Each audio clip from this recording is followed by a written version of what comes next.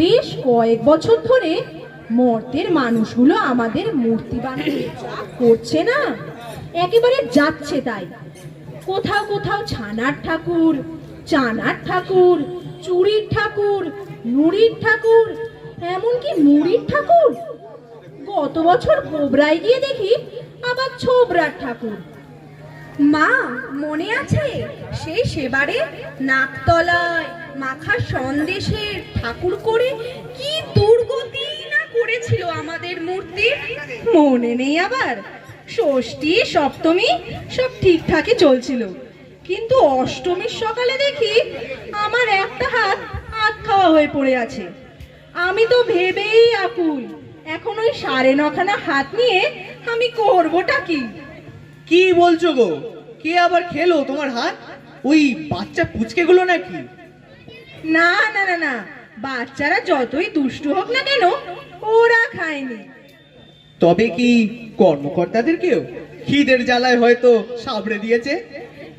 আরে না গো না, ওই পিঁপড়েরা সেজে গুজে মায়ে ঝিয়ে দল বেঁধে ঠাকুর দেখতে এসে এই কীর্তি করেছে। আমার তো নাকটাই খুব লেখেছে ওই রাক্ষসগুলো। তবে আর বলছি কি, সেবার আমাদের সবারই কোনো না কোনো অঙ্গ ওরে এই কদিনে মনের সুখে সাবড়ে দিয়েছে। তাই তো মর্তবাসীর সব অত্যাচারের ভয় যেতেই ইচ্ছে করে না। কিন্তু ওই আর কি।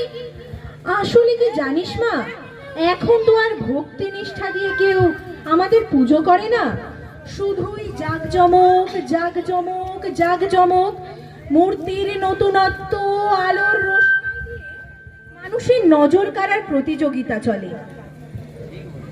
বুঝলে গিন্নি, আমি না গেলেও এখান থেকে সবই লক্ষ্য করি। তোমার কথা ঠিক, তবে তা বারোয়ারি পুজোগুলোতেই বেশি হয়।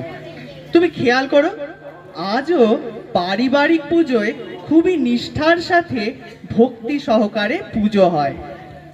তবে মা বাবা, তোমাদের সাফ জানিয়ে রাখি, এবার কিন্তু আমরা ভাই বোনেরা ঠিক করেছি কিছু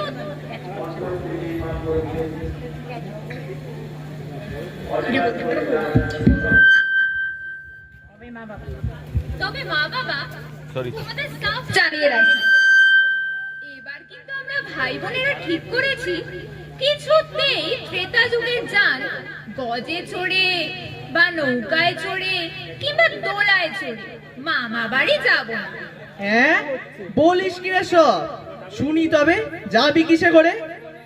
আমরা এবার মেট্রো রেলে চড়ে গঙ্গার তলা দিয়ে যাব। কেমন একটা অ্যাডভেঞ্চার মনে হবে। আমি কিন্তু রকেটে চড়ে যাব। দাদা, তুইও তো যাবি আমার সঙ্গে? না না, কখনো না। আমি আর আমার বউ যাব হেলিকপ্টারে চড়ে। মা, তুমিও চলো না আমাদের সঙ্গে? না রে বাপ, তা তো হবার নয়। জানিস তো, তোদের মতো আমারও ইচ্ছে হয় ওই সেই ত্রেতা যুগের যানবাহন ছেড়ে এখনকার দিনের মডার্ন কোনো গাড়িতে চড়ে বাপের বাড়ি যাই, ঘুরি ফিরি, আনন্দ করি। কিন্তু তা আমার এমন পোড়া কপাল, এমন ছাই ভস্ম মাখা স্বামী। জানিসই তো, ওই সব যানবাহনে এতজনের যাতায়াতের গাড়ি ভাড়া, পথের অন্যান্য আরো এক্সট্রা খরচ, সে তো অনেক টাকার ব্যাপার। তোদের বাবা কোথায় পাবেন এত টাকা? তিনি তো আর মন্ত্রীও নন কিংবা আমলাও নন, বা টাকার গাছও নেই ওনার যে নাড়া দিলেই টাকা ঝরে পড়বে। হ্যাঁ, তাও ঠিক। এই তো কেনাকাটায়, পার্লারে, খাওয়া দাওয়ায় এক গাদা টাকা খরচ হয়েছে। কি বলিস তোরা? তাছাড়া এখনো আমাদের বাহন বন্ধুদেরও পোশাক আশাক কেনা বাকি। আর আমার বউয়ে গয়নাগাটিও তো কিনতে হবে নাকি? চুপ! আমি বড়, আমি যা বলবো তাই হবে। এরপরে আর কেউ কোনো কথা বলবে না। হ্যাঁ, বাবারই বছর অনেক টাকা খরচ হয়ে গেছে, তাই আর কেউ এতে যাব ওতে যাব বলে বায়না করো না, কেমন? দিদি, তা বলে সেই পালকি করেই যেতে হবে? হ্যাঁ দাদা, দিদি যখন বলেছে এবছর পালকিতেই যাব। সরো মা আমার লক্ষ্মী মেয়ে, মা বাবার সুখ দুঃখে সব বোঝে। হ্যাঁ, এবারে দিদির কথাই মেনে নিলাম, কিন্তু মা আগামী বছর কারোর কোনো কথাই মানবো না, এখনই সাপ বলে দিচ্ছি।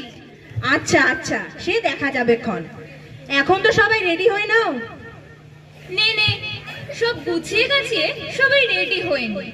মরতে যতই সমস্যা থাক, তবুও তো মামা বাড়ি, অনেক দিন হয়ে গেল যাইনি সেখানে, মনটা খুব টানছে বুঝলি। এই তো আমার সোনামোনারা বাবার সব কথা বুঝেছে। নাও সবাই সেজে গুজে রেডি হয়ে নাও তো। গিন্নি, তুমিও তাড়াতাড়ি তৈরি হয়ে নাও, তোমার তো আবার সাজতে গুজতেই একবেলা। যাই, আমিও নন্দী ভৃঙ্গিকে বলে পালকিগুলো সাজিয়ে গুজিয়ে রেডি করে রাখি। নমস্কার। নমস্কার।